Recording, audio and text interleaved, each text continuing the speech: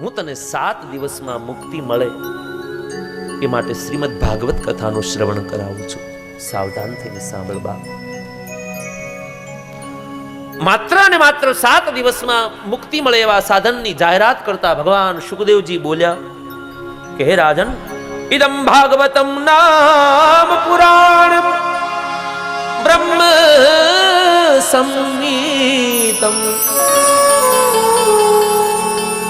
હે પરીક્ષિત, આ પુરાણનું નામ છે ભાગવત પુરાણ અને બ્રહ્મ સંમતિ, ભગવાનની સંમતિ છે આમાં.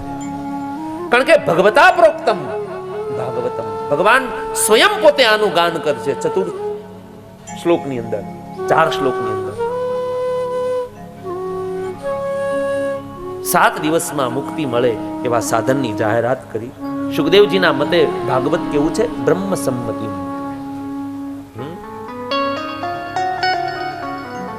એટલે ભાગવત મળ્યો એટલે ભગવાન મળી ગયા એમ સમજવાનું. કારણ કે ભાગવત એટલે ભગવાન અને ભગવાન એટલે ભાગવત. ભગવતા પ્રોક્તમ ભાગવતમ, ભગવાન સ્વયં જેનું ગાન કરે છે એ ભાગવત. માટે હે રાજન, 7 દિવસનું આયુષ્ય તો તારી પાસે બાકી છે ને. ગઈકાલે પૂજ્ય બાપુએ કહ્યું એમ, રામપ્રિયદાસ બાપુએ, કે ખટમાંગ રાજાની પાસે તો એક જ ઘડીનું આયુષ્ય બાકી હતું. એક ઘડી, એક ઘડી એટલે 24 મિનિટ. પણ અમારા તુલસીદાસજીએ તો આપણા બધામાં ઉપર બહુ પરોપકાર કરી નાખ્યો. એક ઘડીની જરૂર નથી. એક ઘડી આધી ઘડી આધી મેં પુની આલ. જો તો ખરા સંતો કેટલા દયાળુ છે કે જીવ એક ઘડી, બોલો કે નથી ટાઈમ, કાંઈ વાંધો નહીં, લહેર કર. અડધી ઘડી, બોલો કે અડધી ઘડી એટલે 6 મિનિટનો ટાઈમ નથી, 12 મિનિટનો, તો કાંઈ વાંધો નહીં, એમાંથી અડધી ઘડી એટલે પા ઘડી. એક ઘડી આધી ઘડી આધી મેં પુનિયાદ, તુલસી સંગત સંત કી કટે કોટી અપરાધ. ખાલી એક પા ઘડી જીવાત્મા જો સંતોનો સંગ કરે, સત્સંગ કરે, તો એના એક જન્મના નહીં, કરોડો જન્મના પાપ બળીને ભસ્મ થઈ જાય છે. બોલો રાધે રાધે. થોડુંક જોરથી બોલો, ક્યારના હું એકલો જ બોલું, તમે કઈ બોલ્યા જ નહીં. રાધે રાધે.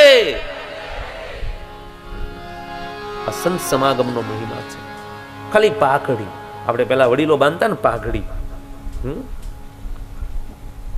પાઘડી, પાઘડીયું 50, પણ એમાં આટા વાળી એકે નહીં.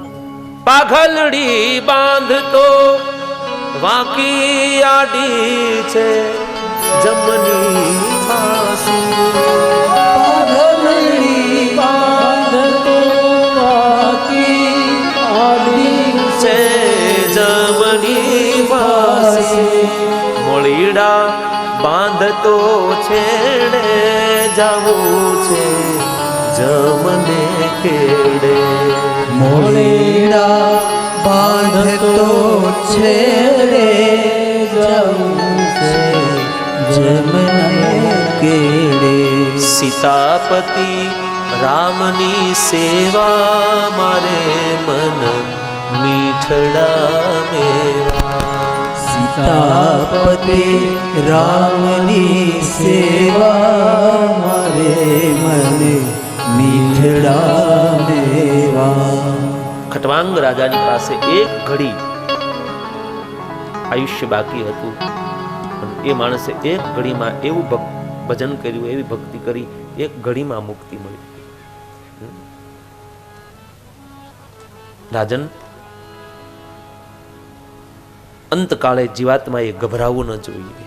સતત ઓમ ઓમ ઓમ ઓમ એવા પ્રણવ અક્ષરનો જાપ જપવો જોઈએ.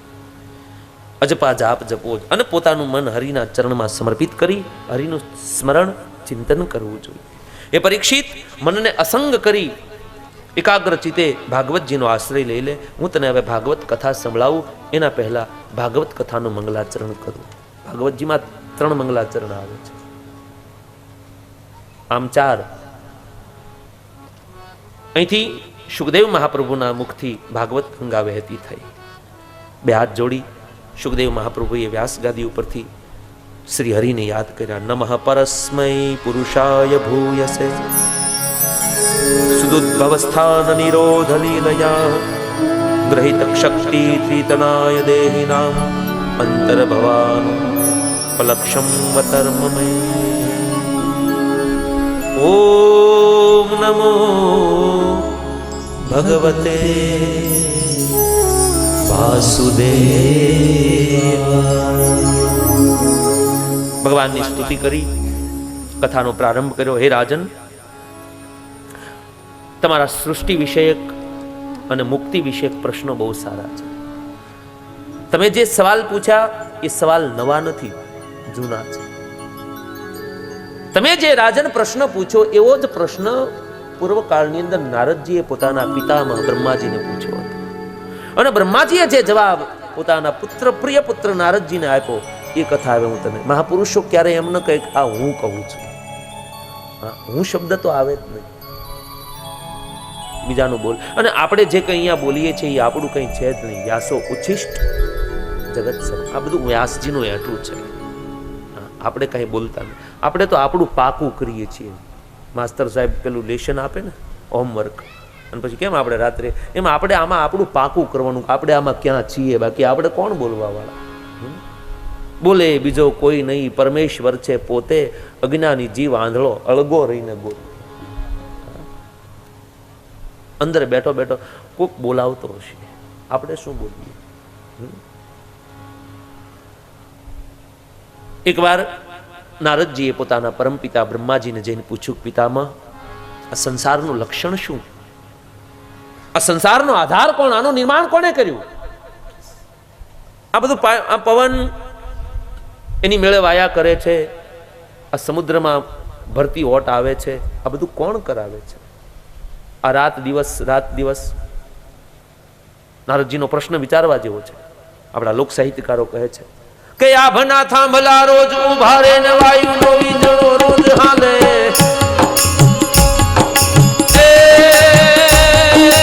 આભના થાંભલા રોજ ઉભા રે ને વાયુનો વીજળો રોજ હાલે. ઉદયને અસ્તના દોરડા પર નટબની રોજ રવિરાજ માલે ને પડતી પડતી ભાંગતી ભાંગતી પડતી પડતી ભાંગતી ભાંગતી રાત સૂર્યને હાથ આવે. કર્મવાદી બધા કર્મ કરતા રહે. ये हने उभं केम भावे भाई, ये हने उभं केम भावे भाई, ये हने उभं केम भावे. आभना थांभला रोज उभारे भाई उदयने अस्तના દોરડા નટબની રોજ રવિરાજ માલે. પડતી પડતી ભાંગતી ભાંગતી રાત સૂર્યને હાથ આવે. કર્મવાદી બધા કર્મ કરતા રહે. ये हने उभं केम भावे, ये हने उभं केम भावे.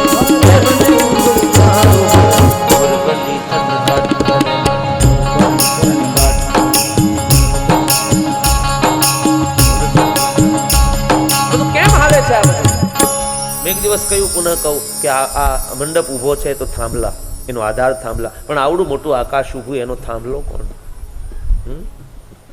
આ પંખો ન ફરે તો આપણને ગરમી, પણ આ પવન એની મેળવાય છે. ભગવાને કેવો વીંઝણો રાખ્યો છે કે આપણને શીતળ પવનની અનુભૂતિ થાય.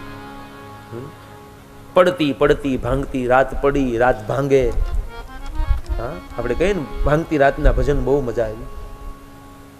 એમ રાત પડે રાત ભાંગે, અને એ રાતની પાછળ સૂર્ય પડ્યો, પણ રાતના સૂર્યને હાથ આવે. કારણ કે આ બધા કર્મવાદી. આપણે 8 વાગ્યા સુધી હુઈ રહીએ, સૂર્યનારાયણ ક્યારે મોડો ઉગ્યો એવું બન્યું? હા, ક્યારે પણ મોડો ઉગ્યો? આપણે આપણું ભરોસો જ નહીં. આપણે ગઈકાલે અમે ને ચંદુભાઈ બધા બેઠા હતા અમારા મોહનભાઈ ત્યાં, એટલે વાત થતી. આમ તો માણસે 5 વાગ્યે ઊભું થઈ જવું ન જોઈએ, મેં કીધું થઈ જ જવું. અને ભગવાન બધાને એકવાર જગાડે જ છે વહેલા 4:30-5 વાગે બ્રહ્મ મુહૂર્તમાં એકવાર ભગવાન બધાને જગાડે છે. આપણે જાગી પણ જઈએ, પણ આળસ એટલી બધી ને કે ગોદડું વધારે ખેંચીને માથા ઉપર ઓઢીને સૂઈ જાય છે. બોલો રાધે રાધે. બાકી ભગવાન એકવાર સાવધાન કરે જ છે.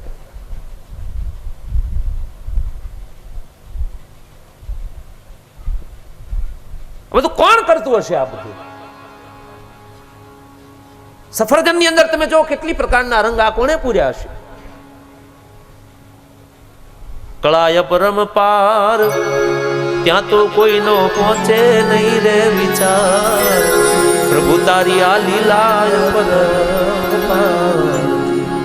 વીઘા આખામાં એ વડલો રોપ્યો એના મૂળિયા ઊંડા પુરાય એ મોરના ઈંડામાં એ રંગ મોહન મોરના ઈંડામાં રંગ મોહન તે કેમ પૂર્યો કીર્તા પ્રભુ તારી આ લીલા પરમપાર હે હરિવર કિયા હથોડે તું આ બધા ઘાટના તો બધા કેવા ઘાટ કર્યા કોઈના એક સરખા મોઢા નહીં ભગવાનની પાસે કેટલા બીબા હશે એક સરખું કોઈનું આમ આમ જો તમે આમ આમ આમ અહીંથી ગણવું તો આમ કોઈના એક સરખા મોઢા નહીં આમ અને એક સરખા હોત તો ઉપાધિ કેટલી થાય બે ડુપ્લિકેટ હોત તો કોકની જગ્યાએ કોકને કહેવાય કે આવો આવો એમ મુશ્કેલી બહુ પડે પણ ભગવાન કહે કે એવું નહીં કરું મારી પાસે હજારો નહીં કરોડો નહીં લાખો નહીં અગણિત બીબાઓ છે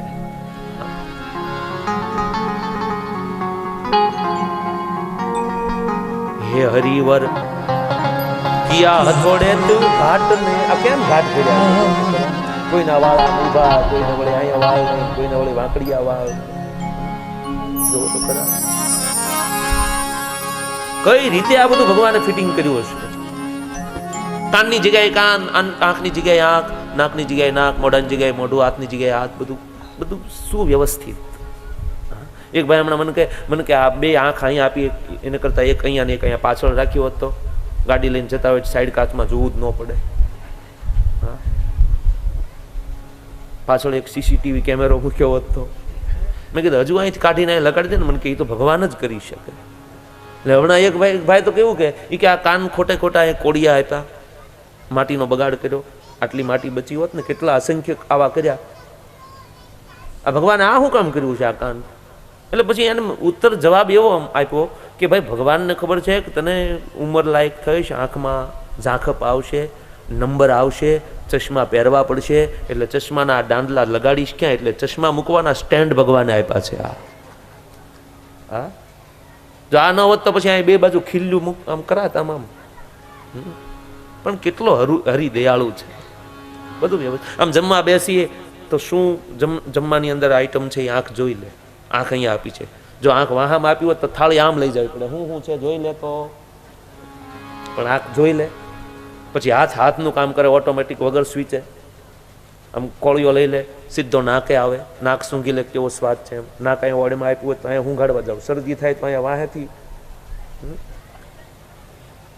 અહીંયા સૂંઘી લે પછી સીધું મોઢું અહીંયા જ મોઢું બીજી ક્યાંય ન આપ્યું સીધું ભગવાન કહે હું તને મુશ્કેલી નહીં પડવા દો બાપ સીધું મોઢું દાંતનું કામ કરે જીભનું કામ કરે સ્વાદ બરાબર આમ મિશ્રિત થઈ જાય એટલે કોળીઓ એની મેળે પેટમાં ઉતરી જાય અને પેટમાં ઉતરેલા એ ગ્રાસને ભગવાન કૃષ્ણ કહે તું ચિંતા ન કરતો કારણ કે અહમ વૈશ્વાનરો ભૂત્વા પ્રાણી નામ દેહમાં આશ્રિત પ્રાણ અપાન સમાયુક્તમ પચામન્યમ ચતુર્વિધમ હે જીવ તું જે અન્ન ખા છો એ અન્નને પચાવવાનું કાર્ય કૃષ્ણ કહે કે હું કરું છું વૈશ્વાનર અગ્નિ સ્વરૂપે તારા પેટની અંદર જઠરાગ્નિમાં બેઠો બેઠો હું તારા એ ખોરાકને પાચન કરી દઈશ કેટલો હરિદયાળુ છે શું વ્યવસ્થિત શરીર બનાવ્યું આમ પણ મુશ્કેલી છે કે ચાર પગે હાલે ને ગાય બકરી બળદ ઊંટ આ બધા આમ આમ આડા હાલે ને ચાર પગા પણ એ બધા હાલે સીધા બળદને આપણે કે વળ એટલે બળદ વળી જાય ગાયને કઈ ખીલે તો ગાય ખીલે સીધા જ સાહે બળદ હાલે આડા બનાવ્યા એ હાલે સીધા ને ભગવાને આપણને બધા નામ સીધા બનાવ્યા પણ હાલી હવે તમે પૂરું કરી લેજો મારે કઈ બોલવું નથી હજી 4-5 દિવસ રહેવું છે હે હરિવર કિયા હથોડે તું આ ઘાટ ને એ ઘડનારજી હે હરિવર કિયા હથોડે ઘાટનું ઘડનાર કીડીનું આતર એ કેમ ઘડ્યું કીડીનું આતર કેમ ઘડ્યું એ જ સૃષ્ટિના સર્જનહાર પ્રભુ તારી આ લીલા પરમપાર એ જ લીલા પરમપાર क्या तो पूछे नहीं तुमको विचार પ્રભુ તારી લીલા પરંપાર. પિતામાં આ બધું કોણે સર્જન કર્યું? આ કઈ રીતે આ બધું ચાલતું હશે? તમારો કોઈક આધાર તો હશે ને બ્રહ્માજી. બ્રહ્માજી કે બેટા નારદ, તે બહુ સુંદર સવાલ પૂછ્યો છે. કારણ કે મારાથી પણ એક પર તત્વ છે, પરમ તત્વ છે. એ પરમ તત્વને ભગવાન પણ કહેવાય છે. સાધકોએ ઈશ્વરના અનેક નામ આપ્યા છે: ભગવાન, પરમેશ્વર, બ્રહ્મ, જુદા જુદા નામે, પણ તત્વ તો એક જ છે, તત્વમસી.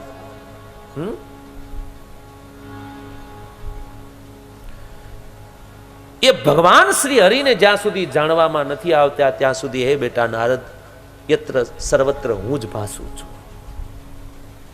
એ હરિને જાણવા.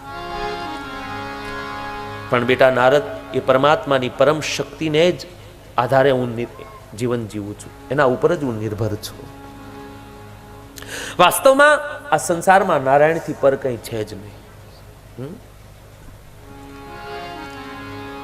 નારાયણા પરા વેદા, દેવા નારાયણા અંગજા, નારાયણ પરા લોકા, નારાયણ પરા મરવા. સબ સૃષ્ટિ આખી નારાયણની છે. એ નારદ, આ સમગ્ર સૃષ્ટિ ઈશ્વરમય છે. એ પરમાત્મા નિર્ગુણ અને અનંત છે.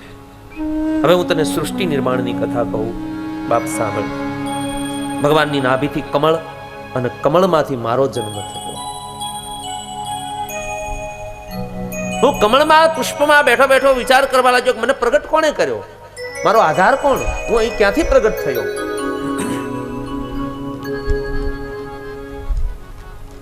મને અહીંયા લાવ્યું કોણ? એ જોવા માટે મેં ચારે દિશામાં મારું મોઢું આમ ફેરવ્યું, એટલે મારા એક મુખમાંથી ચાર મુખ થઈ ગયું. બ્રહ્માજી ચતુર્મુખી છે. બ્રહ્માએ વિચાર્યું કે મને કોણે પ્રગટ કર્યો? હું કોણ? કોહમ. એ એવું વિચારે છે ત્યાં આકાશવાણીમાં બે શબ્દો સંભળાણા કે આ બધું જાણવું હોય તો તપ કરો, તપ કરો, તપ કરો, તપ કરો. કારણ કે તપ વગર ઈશ્વર કહે હું જાણી શકાતો નથી. તપ બલ રચઈ પ્રપંચ વિધાતા, તપ બલ વિષ્ણુ સકલ સુર ત્રાતા. તપ બલ રચઈ પ્રપંચ વિધાતા, તપ બલ વિષ્ણુ. તપ વગર બધું નિરર્થક. કાચો લોટ માણસની ક્ષુધાને, માણસની ભૂખને સંતોષી ન શકે, પણ એ જ લોટને મહળવો પડે, એને ટીપવો પડે, પછી એને ધગધગતી તાવડીમાં નાખવો પડે, પછી એને તવેથા ઘોકાવીને આમ ઊંધો સીધો ભમરા પડી ગયેલો એ પરિપક્વ રોટલો જ્યારે થાળીમાં પીરસાય ત્યારે આપણી ભૂખ સંતોષાય. એ માણસ જ્યાં સુધી તપે નહીં, ટીપાય નહીં, અગરબત્તી બળે નહીં ત્યાં સુધી સુગંધ ન આપે, ચંદનનું લાકડું પથ્થર સાથે ઘસાય નહીં ત્યાં સુધી કપાળને શીતળતા ન આપે, એમ તપ વગર હું અને તમે હરિને ગમશું નહીં. તપસ્યા તો કરવી જ પડે છે. બ્રહ્માજીને બે શબ્દો સંભળાણા: તપ કરો, તપ કરો, તપ કરો. બ્રહ્માજીએ કમળના પુષ્પ ઉપર બેઠા બેઠા 1000 વર્ષ સુધી તપ કર્યું. એ તપ કર્યું. તપના પ્રભાવે એની સામે શ્રીમન નારાયણનું પ્રાગટ્ય થયું અને ભગવાન શ્રી હરિની સાથે બ્રહ્માજીએ હાથ મૂક્યો. અહીંયા ભગવાને હાથ લાંબો કર્યો, પગે ન લાગવા દીધા. કારણ કે ભગવાનને થયું કે મારે પૃથ્વી ધરાધામ ઉપર અવતારો લેવાના છે, એમાં મારે બ્રહ્માજીની મદદની જરૂર પડશે. આને હું પગે લાગવા દઈશ તો એ મારો શિષ્ય બની જશે. મારે એની સાથે મિત્રતા કરવી છે, કારણ કે મિત્ર હશે તો હું એને કંઈક કામ ચીંધી શકે. એટલે લાંબો હાથ કર્યો, મિત્રતા કરી અને સૃષ્ટિ નિર્માણ માટેની આજ્ઞા કરી. બ્રહ્માજી કહે, પ્રભુ એ બધું હું કઈ રીતે કરી શકું? મને કંઈક એ માટે થોડુંક જ્ઞાન આપો. અને ભગવાને 4 શ્લોકની અંદર શ્રીમદ ભાગવતનું નિર્મળ જ્ઞાન બ્રહ્માજીને આપ્યું અને એ ચતુર્શ્લોકી ભાગવતના માધ્યમથી બ્રહ્માજીએ આ સૃષ્ટિનું નિર્માણ કરવાનો આરંભ કર્યો.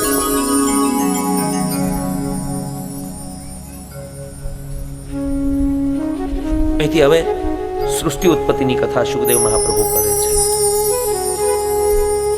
સુખદેવ મહાપ્રભુ કહે કે રાજન, હવે હું તને બ્રહ્માજી દ્વારા સૃષ્ટિની ઉત્પત્તિ થઈ એની કથા કહું છું. સંસારમાં પહેલા કંઈ ન હતું, ચારે બાજુ જળ જ હતું, ચારે બાજુ. અને એની અંદર એક ઈંડું હતું, પિંડ. એ ઈંડાને ફોડીને એક પુરુષ પ્રગટ થયો અને એ પુરુષનું નામ છે વિરાટ પુરુષ. અને સજ્જનોએ, વિદ્વાનોએ આ વિરાટ પુરુષની અંદર જ સૃષ્ટિનું નિર્માણનું કાર્ય શરૂ કર્યું છે.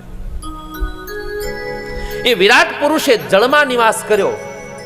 જળને સંસ્કૃત ભાષામાં નાર કહેવામાં આવે છે અને નિવાસ કરવો એને અયન કહેવામાં આવે છે. નારની અંદર નિવાસ કર્યો એટલે ભગવાનનું નામ પડ્યું નારાયણ. બોલીએ નારાયણ ભગવાન કી જય. શ્રી ભક્તવત્સલ ભગવાન કી જય. ભગવાને આ રીતે જળમાં નિવાસ કર્યો. નાર અયન ઇતિ નારાયણ. શૌનક ઋષિ કહે સુતજી, આપે આગળ અમને કહ્યું હતું કે ભગવાનના પરમ ભક્ત વિદુરજી એ કુટુંબનો ત્યાગ કરી તીર્થયાત્રા કરવા માટે નીકળ્યા. તો વૃંદાવનની અંદર એને મૈત્રેય મુનિનું સુભગ સંગમ થયો અને મૈત્રી મુનિ સાથે એને જ્ઞાન ચર્ચા થઈ. હવે આ સૃષ્ટિ નિર્માણની કથા અહીંયા પડી રહી અને હવે મૈત્રી અને વિદુરનો પ્રસંગ શરૂ થયો. આ ભાગવતજીનું આ એક મોટામાં મોટું જમાપાસ. એક પ્રસંગ ચાલતો હોય ત્યાં વચ્ચે બીજો પ્રસંગ ઘૂસી. અને બધા શાસ્ત્રો ને બધું કથાઓ સહેલી, પણ ભાગવત કથા એ વિદ્વાનો માટે બહુ અઘરો વિષય છે, બહુ અઘરો. કારણ કે આમાં અનેક પ્રસંગ. રામકથામાં તો શું છે કે 18 થી 20 સભ્યોમાં આખી કથા પૂરી થઈ જાય. અયોધ્યા નામનું નગર, દશરથ નામના રાજા, એને 3 રાણીઓ, 4 પુત્રો, રામ લક્ષ્મણ ભરત શત્રુઘ્ન. ભણ્યા ગુરુ આશ્રમે, જનોઈ પહેરાવી, મોટા થયા. વિશ્વામિત્ર આવ્યા, રામ લક્ષ્મણને લઈને જનકપુરમાં ગયા, ધનુષ તોડ્યું, સીતાજીને પરણીને પ્રભુ પધાર્યા. રાજ્યાભિષેકની વાત થઈ. કૈકેયીએ 2 વરદાન માંગ્યા, મારા ભરતને રાજગાદી, તમારા રામને વનવાસ. સીતા રામ અને લક્ષ્મણ વનમાં ગયા, પંચવટીમાં રહ્યા, ચિત્રકૂટમાં રહ્યા. રાવણ દ્વારા સીતાનું અપહરણ, હનુમાનજી લંકામાં ગયા, લંકા સળગાવી, પાછા આવ્યા. 18 પદ્મ રીછવાનું સેનાન લઈને ભગવાને સમુદ્રના કિનારે રામેશ્વરનું સ્થાપન કર્યું અને પ્રભુ લંકામાં પહોંચ્યા. કુંભકર્ણ મરાણો, ઇન્દ્રજીત મરાણો અને ભગવાન 31 બાણ છોડી અને રાવણનો વધ કરીને સીતા વાળી લાવ્યા રે ઉતારો. જો રામાયણ પૂરી થઈ ગઈ. કાંઈ અઘરું ખરું, પણ આમાં તો બહુ ભાઈ.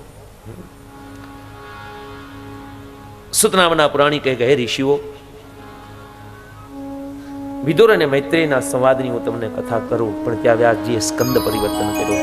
ઇતિ શ્રીમદ ભાગવત મહાપુરાણે પરમ સંહિતાયામ દ્વિતીયો સ્કંદ. બોલીએ ગિરિરાજ ધરણ કી જય. શ્રી વલ્લભ વિઠ્ઠલ ગિરધારી યમુનાજીની બલિહારી. શ્રી વલ્લભ. 1-2 મિનિટ માટે આપણે શ્રી વલ્લભ વિઠ્ઠલ ગિરધારી યમુનાજી કી બલિહારી. શ્રી વલ્લભ યમુનાજી કી બલિહારી. યમુનાજી કી બલિહારી. શ્રી રાધાજી કી બલિહારી. यमुनाजी की भाव से ताली बजाते हुए राधा जी की बलिहारी. श्री यमुनाजी की बलिहारी. श्री राधाजी की बलिहारी. यमुनाजी की बलिहारी. श्री राधाजी की बलिहारी. श्री वल्लभ विठ्ठल गिरधारी यमुनाजी की बलिहारी. श्री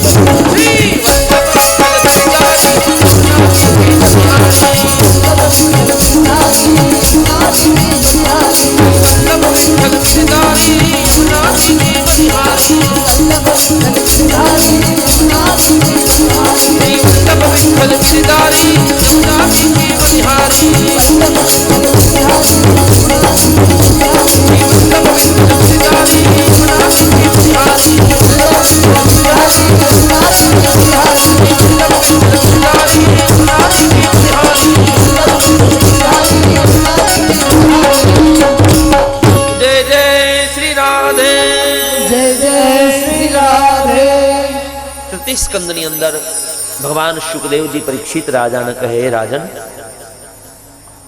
વિદુરને હરિભજનમાં, હરિની ભક્તિની અંદર સુખ અને સમૃદ્ધિ ડંખ દેવા લાગી છે. હસ્તિનાપુરના એ મહામંત્રી પણ મહેલ, પત્ની, પુત્ર, સંપત્તિ, ભજનમાં બધું નડવા લાગ્યું. એટલે વિદુરજીએ નક્કી કર્યું કે આ બધું છોડી ગંગાના કિનારે એક ઝૂંપડી બાંધીને હરિનું ભજન કર્યું. ગૃહમ તક્ત્વા વનમ ગતા. અને અમુક ઉંમર થાય ને એટલે પછી માણસે ધીરે ધીરે સંસારમાંથી છૂટવાની. 50 વર્ષ સુધી માણસ ભલે જે કરે તે, પણ 50 પછી 51 વન શરૂ થાય. હા, પછી હિન્દીમાં 51 અને અંગ્રેજી વાળાએ અહીંથી જ શરૂ કર્યું છે 51. એને વન તો આવે છે. 50 વર્ષમાં જેટલું કમાવો એટલું કમાઈ લઈએ, જે કંઈ છોકરા માટે વ્યવસ્થા. પછી વન આવે એટલે હું એમ નથી કહેતો પાછું તમારા વનમાં, ગિરનારમાં, જુનાગઢમાં, હિમાલયમાં આવી જવું. ઘરની અંદર જ તમારે વાનપ્રસ્થ જીવન જીવવું. ઘરને મંદિર બનાવો અને કંઈ ઘરબાર મેલીને જુનાગઢમાં બાવા થઈ જવાની જરૂર નથી. અને કદાચ એમ કહીએ તો આમાંથી કોઈ જાય એવું નથી. એ અમને ભરોસો છે. વિદુરજીને આ બધી સંપત્તિ ડંખવા લાગી. નિર્ણય લઈ લીધો, બધું છોડી દઉં. પોતાના ધનુષ્ય બાણ હસ્તિનાપુરના દરવાજે મેલી એની પત્ની સુલભાદેવીને સાથે લઈ અને વિદુરજી ગંગાના કિનારે તરફ નીકળી ગયા. નિર્ણય કર્યો કે ભારત વર્ષની તમામ તીર્થોની યાત્રા કરું.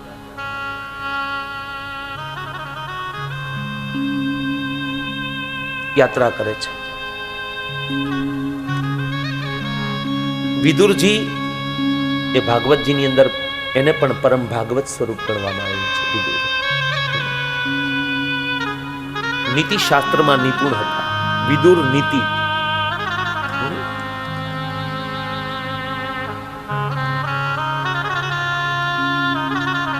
તીર્થયાત્રા કરતા કરતા એ વૃંદાવનમાં પહોંચ્યા.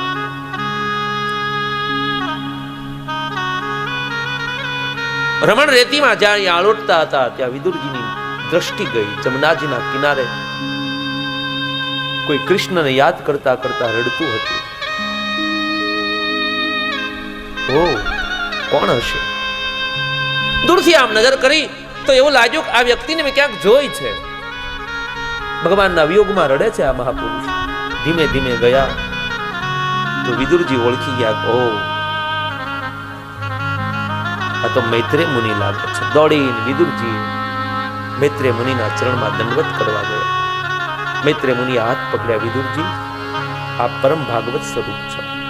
4 મિલે 64 ખिले 20 રહે કર જોર. હરિજન સે જબ હરિજન મિલે તો ખिल जाए साथ कर. એક સંત બીજા સંતને મળે તો 7 કરોડ રૂવાડા ઊભા થઈ જાય. અને સંત સંત મળે ના તો એ બે સંતોના સુભગ મિલનથી સત્સંગનો સ્તોત્ર પ્રગટ થાય છે.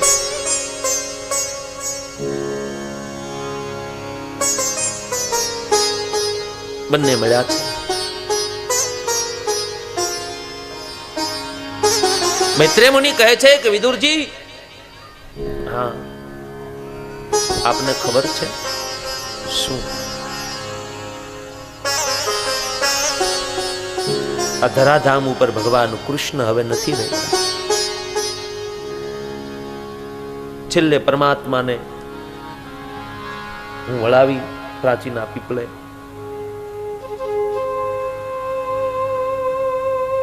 આવ્યો છું. ભગવાન જતા પહેલા મને એટલું કહેતા ગયા કે મારો વિદુર મળે તો મારા એને પ્રણામ કહેજો. શું વાત કરો છો મૈત્રેય મુનિ? મારા ઠાકુરજીએ મને યાદ કર્યો હતો? હા. વિદુરજી ધ્રુસકે ધ્રુસકે રડી પડ્યા. મારા અહો ભાગ્ય, ભગવાને મને સંભાળ્યો અને મને યાદ કર્યો. બંને બહુ રડ્યા છે.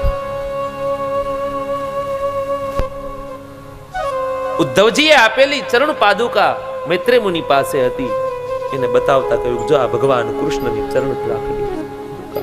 અને એ ચરણ ચાકડીને વિદુરજીએ હૃદય લગાડી. વિદુરજી ધ્રુસકે ધ્રુસકે રડ્યા. મારો ઠાકોરજી.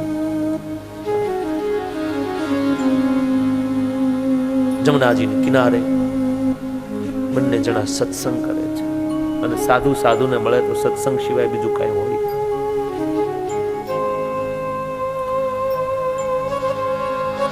વિદુરજી પ્રશ્ન અહીંથી હવે વિદુર અને મૈત્રેયનો સંવાદ શરૂ થાય છે. સવાલ પૂછો કે જે કથા આપણે આગળ પ્રવાહમાં ચાલતી હતી એ જ પ્રવાહિત પરંપરાને અહીંયા વિદુરજી આગળ ચલાવે છે કે મૈત્રેય મુનિ મને એ સમજાવો કે ભગવાને આ સૃષ્ટિનું નિર્માણ કેમ કર્યું? બસ ત્યાંથી કાંધો મળી ગયો.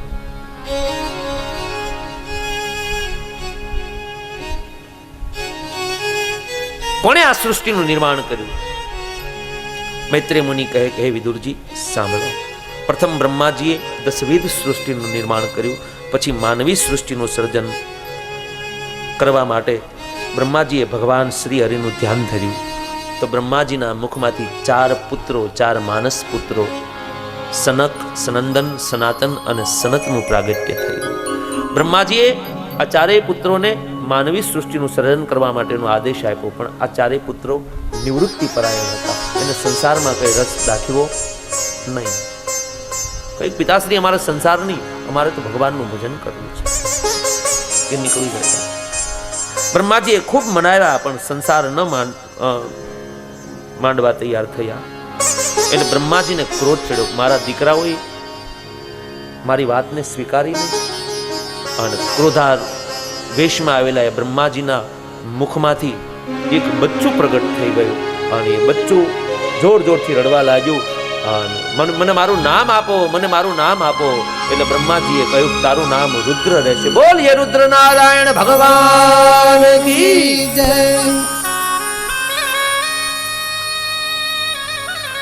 બ્રહ્માજીએ રુદ્રને કહ્યું તમે પ્રજોત્પત્તિ કરો. આદેશ શિરોધાર્ય કરી અને રુદ્ર ભગવાને હવે રૌદ્ર સ્વરૂપ વાળી સૃષ્ટિ નિર્માણ થાય માં પછી તો બધા ભૂત પ્રેત ને બધા બિહામણા મુખવાળા બધા સર્જન કરવા લાગ્યા. એટલે બ્રહ્માજીએ ના પડી કે રુદ્ર બસ રહેવા દે બાપ, હવે થઈ ગયું. કારણ કે આવી ભૂત પ્રેત જેવી સૃષ્ટિનું નિર્માણ કરી તો પૃથ્વી આખી ભૂત પ્રેતથી ભરાઈ જશે. જાઓ મહારાજ, હવે તમે કૈલાસ શિખર ઉપર જઈ અને હરિનું ભજન કરો. રુદ્ર જતા રહ્યા. ત્યારબાદ બ્રહ્માજીએ પોતાના શરીરમાંથી 10 પુત્રોને પ્રગટ કર્યા.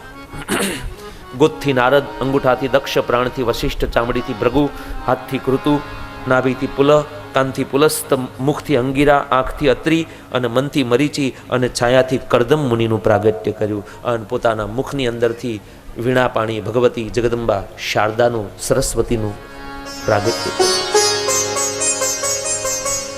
સરસ્વતી એટલા બધા સુંદર સ્વરૂપવાન એટલે બ્રહ્માજી પોતાની દીકરીના રૂપની અંદર આસક્ત થઈ ગયા.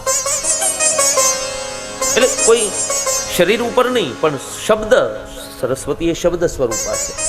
શબ્દમાં, કારણ કે શબ્દ સ્પર્શ રૂપ રસ અને ગંધ, એમાં શબ્દના સ્વરૂપની અંદર બ્રહ્માજી આસક્ત થયા. એટલે પોતાના 4 માનસ પુત્રોએ બ્રહ્માજીને ઠપકો આપ્યો, પિતાશ્રી આપ જેવા આવા જ્ઞાની પુરુષોએ આવું અધજન્ય કૃત્ય ન કરાય. એટલે બ્રહ્માજીને શરમ આવી. પોતાનું જે પહેલું બ્રહ્માજીનું શરીર હતું એ બ્રહ્માજીએ ત્યાં પાડી દીધું અને નવું શ્રી વિગ્રહ, નવો એક દેહ ધારણ કર્યો. ત્યારબાદ હળી મળીને રહે એવી સૃષ્ટિનું નિર્માણ કરવા માટે બ્રહ્માજીએ તૈયારી કરી કે હવે હું શું કરું.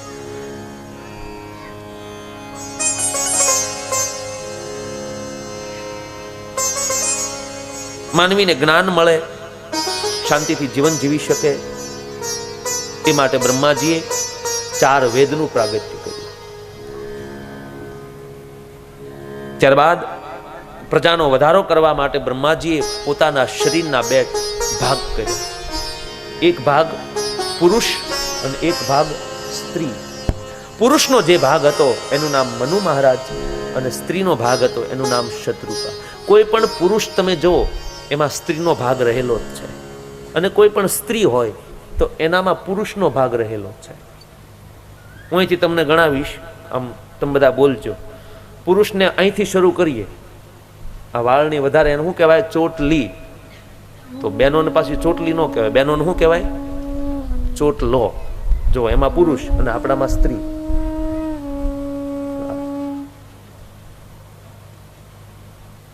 પછી દાઢી, આમ તમે ગણો એટલે ટોપી, બંડી, ધોતી, કફની. ત્યારે બહેનોમાં બધું પુરુષવાચક જ આવે. એમાં સ્ત્રીમાં પુરુષનો ભાગ રહેલો છે અને પુરુષમાં સ્ત્રીનો ભાગ રહેલો છે. મનુ અને શત્રુપા એ બંનેનું પ્રાગટ્ય થયું. બ્રહ્માજી એને આદેશ કર્યો કે તમે પ્રજોત્પત્તિ કરો. એટલે મનુ અને શત્રુપાએ બંનેએ લગ્ન કર્યું. સંસારમાં લગ્ન કરવાની પ્રથા અહીંથી પ્રગટ થઈ. પ્રથમ મનુ, અને હું અને તમે મનુ મહારાજના દીકરાઓ છીએ એટલે આપણને લોકો મનુષ્ય કહે છે. માના પેટની અંદર આ જીવ 9 મહિના સુધી રહ્યો, એટલે આપણે બધાય માં 9. પણ કૂતરાને ન કહેવું પડે તું કૂતરો થા, હાંડિયાને ન કહેવું પડે હાંડિયો થા, બળદને ન કહેવું પડે બળદ થા, પણ માણસને કહેવું પડે એ ભાઈ એ. ક્યારેક વિચારજો આપણને આ લોકો કેમ કહેતા હશે કે માણસ થાય, એમ નહીં હોઈએ? આ ન હોય તો જ કહેતા હશે ને કોઈ.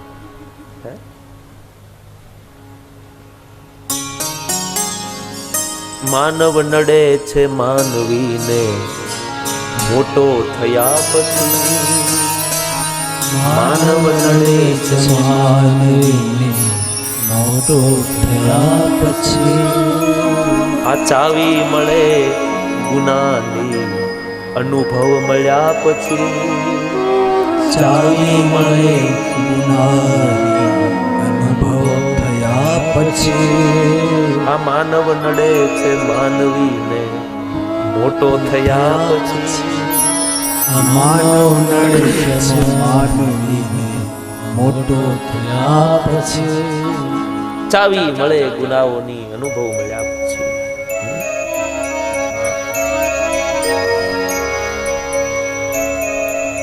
મનુ અને શત્રુપાએ સુખી દાંપત્ય જીવનનો પ્રારંભ કર્યો તો એને 2 પુત્રો અને 3 દીકરીઓ થઈ.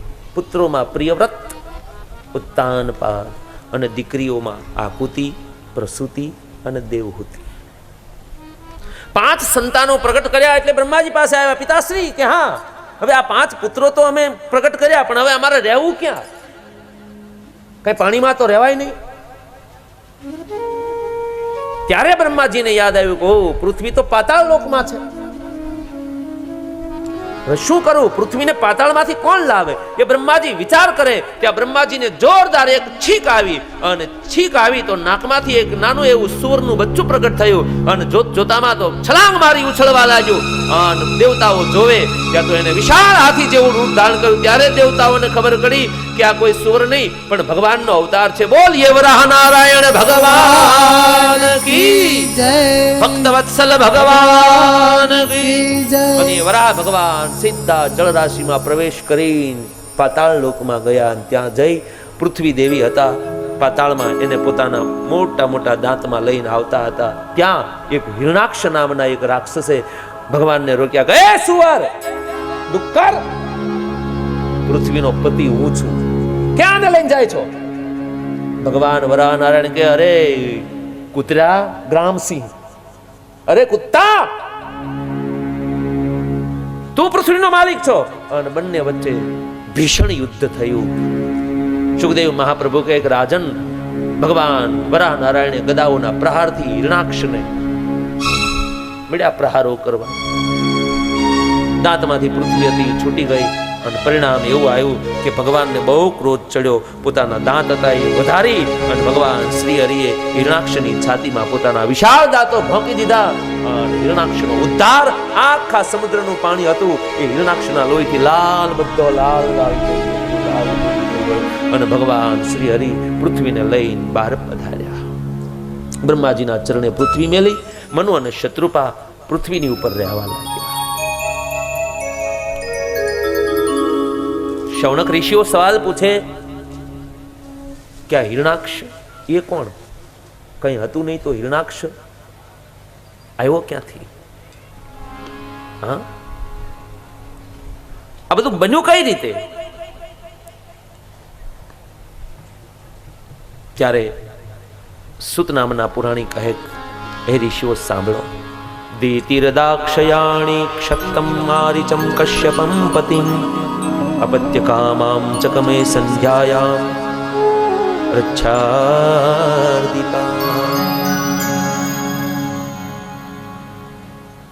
દક્ષએ પોતાની દીકરી દીતિનું લગ્ન મરીચીના પુત્ર કશ્યપ સાથે કર્યું. એક દિવસ કશ્યપ મુનિ સંધ્યાવંદન કરવા માટે બેઠેલા. એમાં દીતિ કશ્યપના પત્ની 16 શણગાર સજી અને સંધ્યાવંદન કરવા બેસેલા એના પતિ પાસે વિષય સુખની માંગણી કરે છે.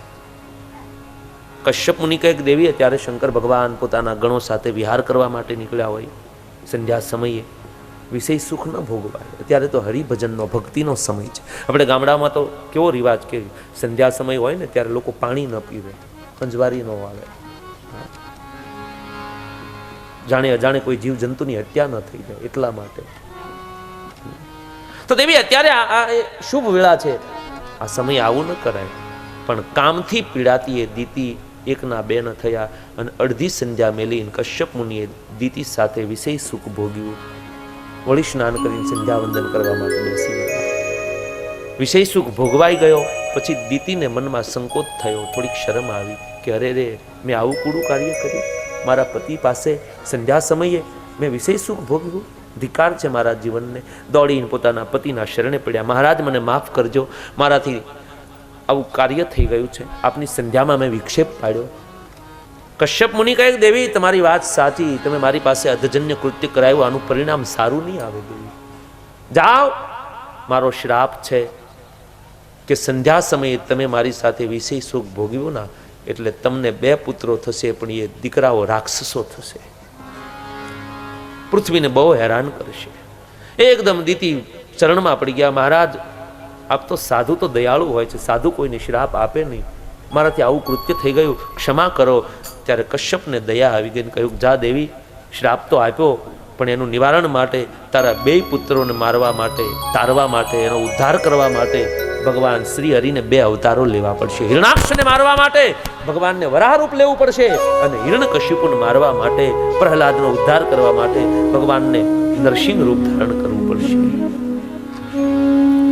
આ 2 કોણ હતા એ પણ સાંભળો.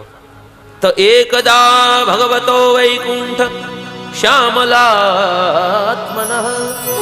ભગવાન વૈકુંઠમાં શેષ શૈયા પર આરામ કરે અને ભગવાન શ્રી હરિના વૈકુંઠના દ્વારે 2 દ્વારપાલો.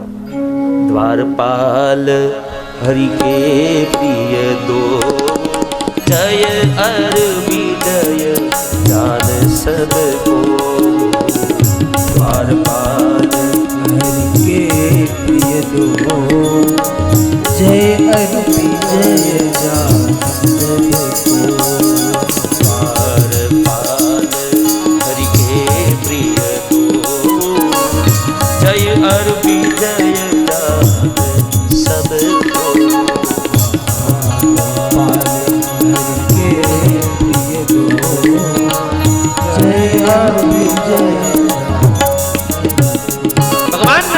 વૈકુંઠના દરવાજે 2 દ્વારપાળો જય અને વિજય. એકવાર સનત કુમારો ભગવાનનું દર્શન કરવા માટે આવ્યા. જય અને વિજય અટકાવ્યા કે ત્યારે ભગવાન આરામમાં છે, તમને અંદર નહીં પ્રવેશ મળે. સનત કુમારો કહ્યું કે ભાઈ, અમારે ભગવાનનું દર્શન કરવું છે,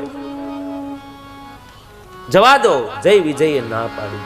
વૈકુંઠના 7 દરવાજા છે, એમાં 6 દરવાજા તો આ ઋષિઓ પાર કરી ગયા, પણ 7મો દરવાજો આવ્યો છે, અને એ દરવાજે 2 દ્વારપાળો જય અને વિજય. આનો અર્થ શું? અધ્યાત્મ જગત દ્વારા આ કથાને જોઈએ તો 6 દરવાજા તો કદાચ આપણે પાર કરી જઈએ, પણ છેલ્લે છેક વૈકુંઠના દરવાજે આપણે પહોંચીએ તો આપણને એમ થાય કે મારો બધે જય થાય, મારો વિજય થાય. આ જય અને વિજય, આપણે જ્યાં જઈએ ત્યાં મારો જય જયકાર થાય, બધે જ મારો પરાજય ને થાય, મારો વિજય થાય. આ 2 તત્વો નડે છે, અને એ 2 તત્વોને કારણે આપણે વૈકુંઠમાં પ્રવેશી શકતા નથી. મારો જય થાય, મને બધા લોકો વાહ વાહ કરે, મને ખમા ખમા કરે, મને હાર પહેરાવે, મને શાલું ઓઢાડે, જય થાય, વિજય થાય. બસ આ નડે છે. જય અને વિજય અટકાવ્યા. સંતો આમ તો ક્રોધ ન કરે, પણ ભગવાનની કઈક ઈચ્છા હશે, એટલે સનત કુમારો કહ્યું, જાઓ, તમે અમને વૈકુંઠમાં જતા અટકાવો છો, તમારે 7 અવતાર રાક્ષસો તરીકે થશે. એટલે જય વિજય ક્ષમ કહ્યું કે જાઓ, તમે ભગવાનની સાથે વેર વૃત્તિ રાખશો, વેર થકી ભગવાનનું ભજન કરશો તો તમને 3 જન્મમાં મુક્તિ મળશે. પ્રથમ જન્મમાં એ જય અને વિજય હિરણાક્ષ અને હિરણ્યકશિપુ બન્યા. એ બંનેને મારવા માટે ક્રમશઃ વરાહ અને નરસિંહ સ્વરૂપે ભગવાને બંને ભાઈનો ઉદ્ધાર કર્યો. બીજા જન્મની અંદર એ બંને ભાઈઓ રાવણ અને કુંભકર્ણ બન્યા. રઘુકુળની અંદર ભગવાન પ્રગટ થઈ અને રાવણ કુંભકર્ણનો ભગવાને વધ કર્યો. ત્રીજા જન્મની અંદર દ્વાપર યુગમાં એ બંને ભાઈઓ દંતવક્ર અને શિશુપાળ બન્યા. ભગવાન શ્રી હરિએ ચંદ્રવંશમાં યદુકુળમાં અવતાર ધારણ કરી અને કૃષ્ણ પરમાત્માએ પોતાના સુદર્શન ચક્ર વડે દંતવક્ર અને શિશુપાળનો ઉદ્ધાર કર્યો. તો ભગવાને આ રીતે હિરણાક્ષનો ઉદ્ધાર કર્યો. હે રાજન, હવે હું તને મનુના 5 સંતાનોના વંશ વિસ્તારની કથા કરું સંભળાવું છું. એના લગ્નની, એના જીવન ચરિત્રની કથા સંભળાવું છું. સાંભળો બાપ. પ્રજા સૃજેતિ ભગવાન કર્દમો બ્રહ્મણો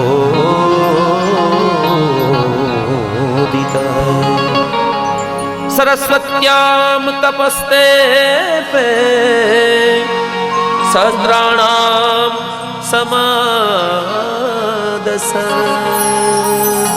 ઓમ નમો ભગવતે વાસુદેવાય.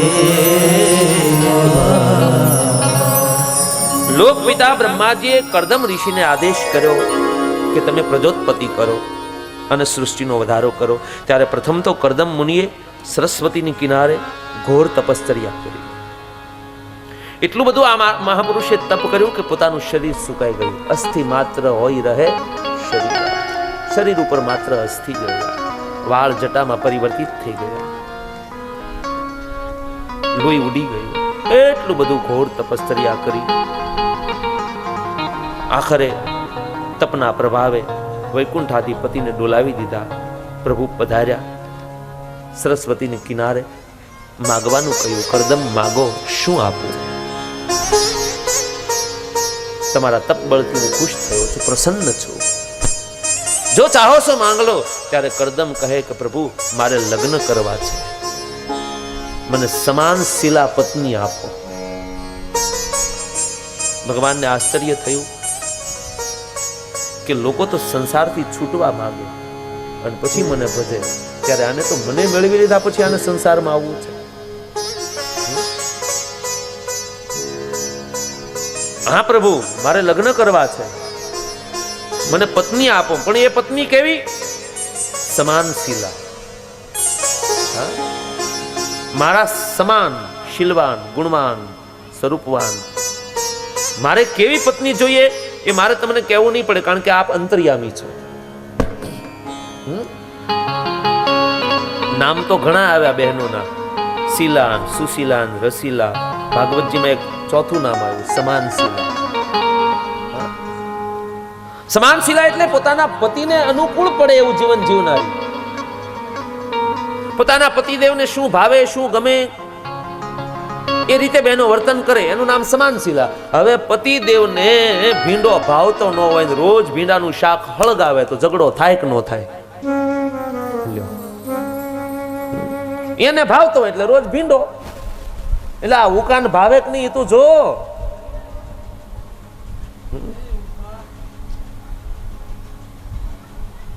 નકરું તમારા દેહને તમને ભાવે એ જ કરવાનું, આને કાંઈ નહીં.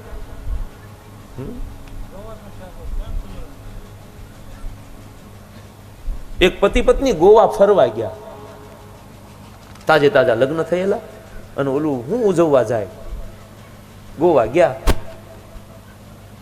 તે ત્યાં ઓલું ઈસુ ખ્રિસ્તનું એક પૂતળું રોડ ઉપર, તે ઓલા બેન છે ને દોડીને એને પગે લાગ્યા. એટલે એનો પતિ કહે કે એને પૂતળાને પાણાને પગે લાગે, હું જીવતો જાગતો તારો પતિ એ પરમેશ્વર, મને પગે લાગને. ત્યારે એની પત્ની શું કહે કે આ સંસાર માટે, સમાજ માટે, લોકો માટે આ સૂળીએ ચડી ગયો એટલે હું પગે. તું ઉકા આમ હુળીએ લટકી જા, તને લાગુ કે તું આખા ગામને નડે છો? હા, માગ્યું બીડિયું પીવે, સાની એકે રેંકડી બાકી નથી મૂકતો, તું લટકતો તને પગે લાગુ કે. પૈસો મારો પરમેશ્વર, પત્ની મારી ગુરુ, છોકરા મારા શાલિગ્રામ, પછી પૂજા કોની કરું? બોલો રાધે રાધે. સમાન શીલાપતિ અહીંયા પત્ની માંગણી કરી છે, મારા સમાન. ભગવાન તુરંત પ્રસન્ન થઈ ગયા અને કહ્યું કે હે કર્દમ મુનિ, જો તમે દાંપત્ય જીવનમાં આવો અને તમે લગ્ન કરો તો જાઓ, તમને વચન આપું છું કે હું સ્વયં તમારો દીકરો બનીને તમારા ઘેર અવતાર લઈશ. ભગવાન આજે મા બાપ ગોઠવે છે કે મને કર્દમ જેવો બાપ મળે, દેવહૂતિ જેવી મા મળે, મને દશરથ અને કૌશલ્યા જેવા માવતર મળે, મને નંદ યશોદા દેવકી વસુદેવ જેવા માવતર મળે, તો હું આજે અવતાર લઉં. પણ છે આપણું જીવન આવું? આમાં કોઈ દશરથ નહીં, આમાં કોઈ કૌશલ્યા નહીં. 24 કલાકમાં લગભગ 2-3 કલાક હારી જાતી હોય તો બાકી તો એકબીજા તરાહ જ કાપતા હોય. ઓલો બોલે તો ઓલીને ન ગમે, ઓલી બોલે ઓલાને ન.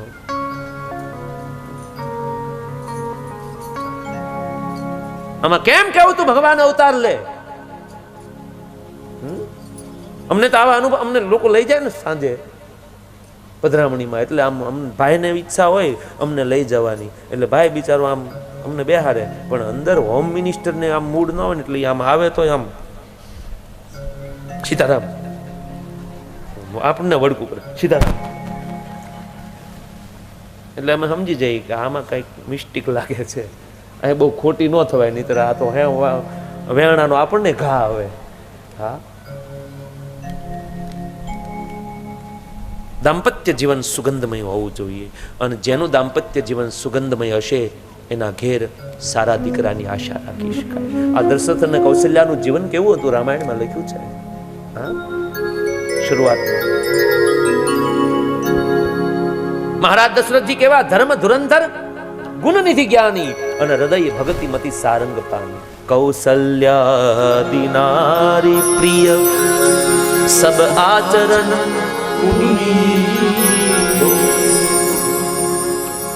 ત્રણ રાણીઓ છે, પણ મહારાજ દશરથજી ત્રણેયને એક સરખી રાખે છે. કૌશલ્યાદિ નારી પ્રિય, સંસારમાં જેટલા શું આચરણો થતા હોય એ દશરથજીના ફળિયામાં થાય છે. અને પતિ અનુકૂળ પ્રેમ દ્રઢ હરિપદ કમલબિની. ત્રણેય રાણીઓ પોતાના પતિદેવને અનુકૂળ થઈ અને જીવન જીવે છે. જેના ઘેર સારા દીકરાની આશા હોય એ રામાયણનો આ દોહો પોતાના હૃદયસ્થ કરે કે કૌશલ તમે બહેનોને શું જોઈએ? પુરુષ પોતાની પત્નીને પ્રેમ આપે અને હરેક બહેનો પોતાના પતિને અનુકૂળ થાય એવું જીવન જીવે. આવું જીવન જીવશો તો તમારા ઘેર હરિ અવતાર લઈને આવશે. ફરી વાર બોલું છું, પુરુષ પોતાની પત્નીને પ્રેમ આપે અને બહેનો પોતાના પતિને અનુકૂળ થાય એવું જીવન જીવે અને બધા વ્યવસ્થિત આચરણમય જીવન જીવો તો તમારે ત્યાં સારા દીકરાની આશા તમે રાખી શકો. નહીતર થાય અમિતાભ બચ્ચનના ભાણે જ જેવું. આપણે એના ઘેર જાય તો કે મેરે અંગનો મેં તુમારા ક્યાં કામ, તો કમાટ લઈ લઈએ હવે અહીંયા. હા, તમારા આંગણામાં કામ ન હોય તો જીવતા લઈ લઈએ, બીજું હું.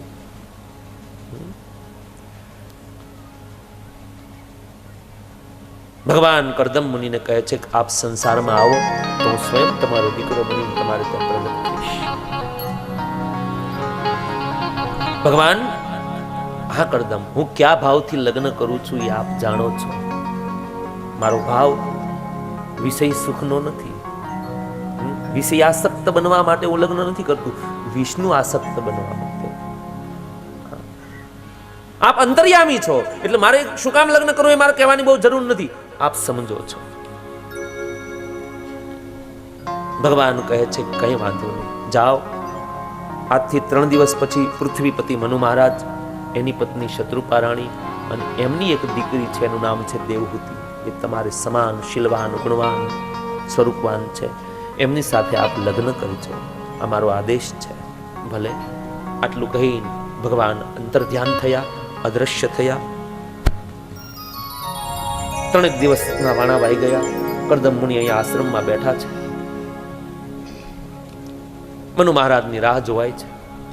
મનુ અને શત્રુપા રાણી પોતાની દીકરી દેવહૂતિને લઈને ધીમે ધીમે પધારે છે. આ બાજુ કરદમ મુનિ જોઈ ગયા કે મારા ભાવિ સાસુ સસરા અને મારી ભાવિ પત્ની પધારે છે, મારે એને બેસવા માટે આસન આપવું જોઈએ. 3 આસન બિછાવ્યા. સ્વાગત થયું, સન્માન થયું. મનુ અને શત્રુપા રાણી આસન પર બેઠા, પણ દેવહૂતિને થયું કે આ મારા પતિ થવાના છે અને એણે પાથરેલા આસન ઉપર હું બેસું તો મેં મારા પતિનો દ્રોહ કર્યો ગણાય, મર્યાદા ભંગ થાય. મારે મારા પતિની સેવા કરવાની હોય, કરાવવાની હોય. આસન એણે પાથર્યું છે, મારે એના ઉપર ન બેસાય. બેસીશ તો મર્યાદાનો ભંગ થશે અને નહીં બેસું તોય મુશ્કેલી. પણ આ તો શત્રુપાની દીકરી છે, મનુ મહારાજની દીકરી છે. ન સ્વીકાર ન તિરસ્કાર. જમણો હાથ હતો ને એ આસન ઉપર મૂકીને બાજુમાં ધીમે ધીમે બેસી ગયા કરદમ સમજી ગયા કે હા, આ મને પરણવાન લાયક છે.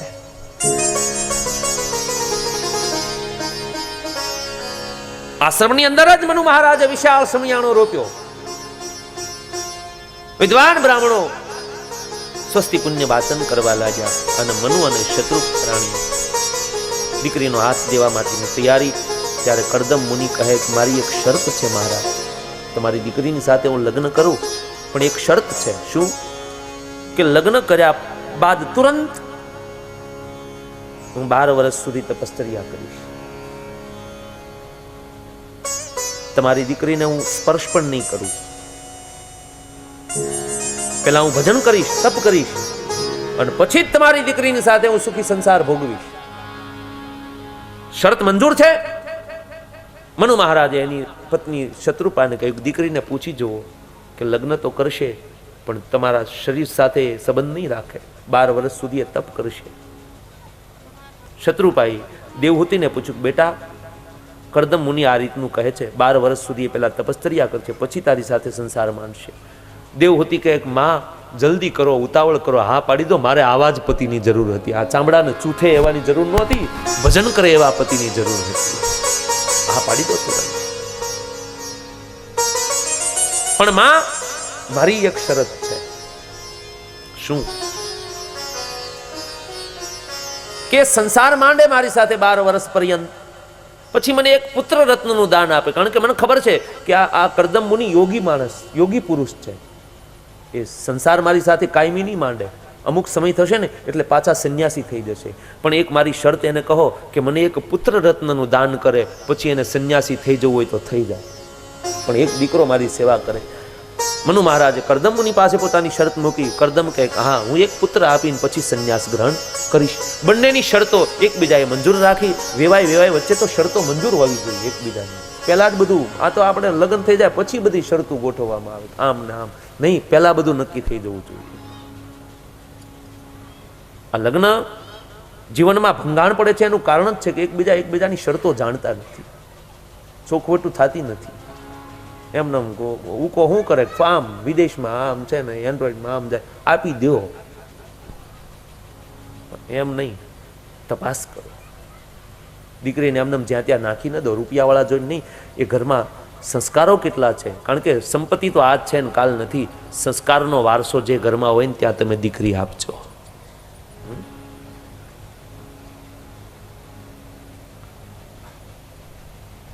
લગ્ન વિધિ સંપન્ન થઈ. કુદરતનો ક્રમ એવો છે કે દીકરી બાપના ઘેરથી વિદાય લે ત્યારે દીકરી રડે, પણ આ દીકરીના ઘરથી મા બાપ વિદાય લેતી વખતે મા બાપ રડ્યા છે. કન્યા વિદાયનો પ્રસંગ જ એવો હોય છે. જે દીકરી બાપના ઘરના ફળિયામાં 18 વર્ષ સુધી રમી ભમીને મોટી થઈ હોય, ક્ષણવારમાં પોતાનું પારકું કરીને દીકરી સાસરે જતી રહે. પ્રસંગ બહુ કરુણમય હોય. જે બાપ આખી જિંદગી ક્યારે રડ્યો ન હોય, પથ્થર કરતા એ કઠોર જેનું હૈયું હોય, જેનું દિલ હોય, પણ એ મા બાપને સંસારમાં 2 વખત હાચા આહુડા આવે છે. ખરેખર હાચા આહુડા 2 વખત આવે છે. પહેલી વખત જ્યારે પોતાનો દીકરો એને તર છોડે, બીજી વખત એની દીકરી એનું ઘર છોડે. દીકરો તર છોડે અને દીકરી ઘર છોડે ત્યારે ખરા દિલથી મા બાપ ધ્રુસકે રડે છે.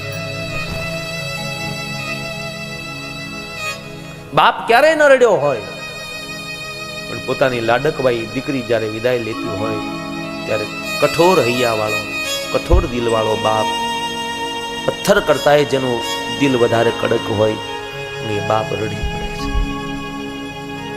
કારણ કે પ્રેમ તો ઘણા હશે, પણ બાપ દીકરીનો પ્રેમ અદ્ભુત હોય છે. આપણે 12 ગામથી ઘેર જઈએ ત્યારે આપણી નાની એવી દીકરી દોડતી આવે, આપણા હાથમાંથી વજન લઈને, પપ્પા પાણી લાવું, પપ્પા જમીન આવ્યા, પપ્પા કેવું આમ.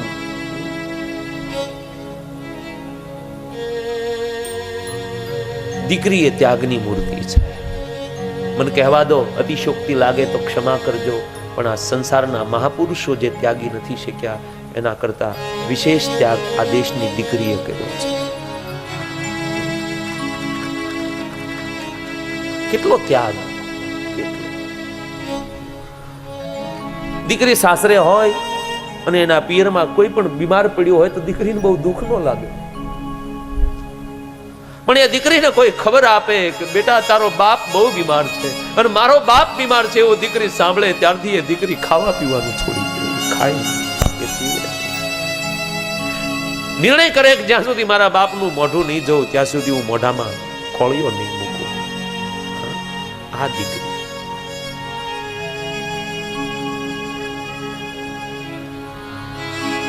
બેના રે